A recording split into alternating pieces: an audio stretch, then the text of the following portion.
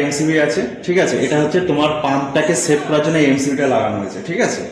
এবারে হচ্ছে আমাদের এই মেশিনের হচ্ছে দুটো সুইচ আছে, একটা হচ্ছে ম্যানুয়াল, একটা হচ্ছে পাওয়ার।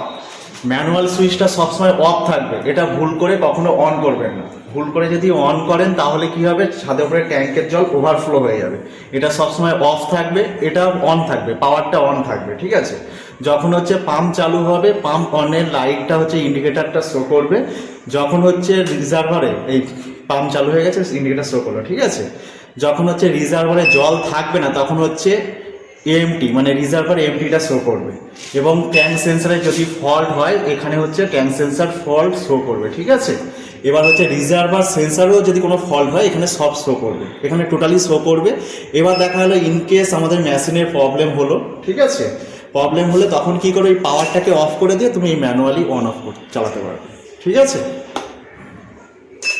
আর একটা জিনিস বলে দিই, যখন দেখবে প্রাকৃতিক দুর্যোগ ঘটছে, ঠিক আছে, তোমার খুব ঝড় বৃষ্টি হচ্ছে, এটা ইলেকট্রনিক জিনিস অনেক সময় কী হয়, ক্যাচ করে নেয়, ঠিক আছে।